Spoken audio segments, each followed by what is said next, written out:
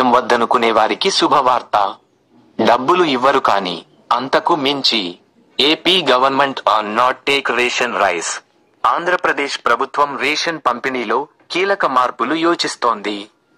Ration బియ్యం వద్దనుకునే వారికి డబ్బులు ఇవ్వాలనే ఆలోచన చేస్తోంది. లేదా బియ్యానికి బదులుగా నిత్యావసర వస్తువులు ప్రతిపాదనలు చేస్తున్నారు.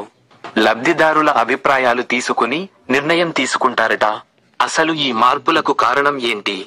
ప్రభుత్వం ఎందుకు ఇలా చేయాలి? దీని వెనుక ఉన్న అసలు కథ ఏమిటి?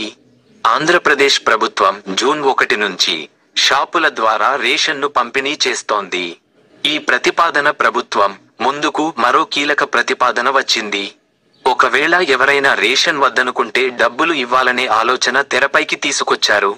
ఆ దిశగా ప్రభుత్వం బియ్యం తీసుకునే విధానంలో మార్పులు చేయాలని ఆలోచిస్తోంది. బియ్యం వద్దనుకునే వారికి ఆ డబ్బులు కాకుండా అందుకు సరిపడా నిత్యావసర వస్తువులు ప్రతిపాదన చేస్తోందట. ఈ మేరకు పౌర సరఫరాల శాఖ ద్వారా పరిశీలించిన సమాచారం. ముఖ్యమంత్రి చంద్రబాబు నాయుడు జూన్ 1న కోనసీమ జిల్లాలో వారికి డబ్బులు ఇస్తామని చెప్పిన సంగతి తెలిసింది. గత నెలలో జరిగిన కేబినెట్ సమావేశంలో కూడా ఈ అంశంపై చర్చ జరిగింది.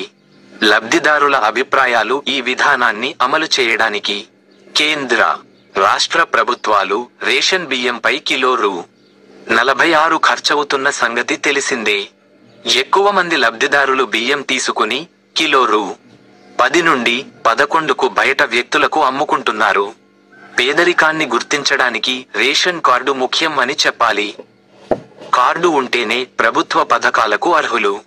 ప్రభుత్వం రేషన్ కార్డును ప్రభుత్వ పథకాలైన ఫీజు రీయింబర్స్మెంట్, ఆరోగ్య సేవలు వంటి వాటి కోసమే అందించారు. ఈ అవసరాల బియ్యానికి బదులు ఇతర నిత్యావసరాలు అందించడానికి ప్రభుత్వం ఆలోచిస్తోంది.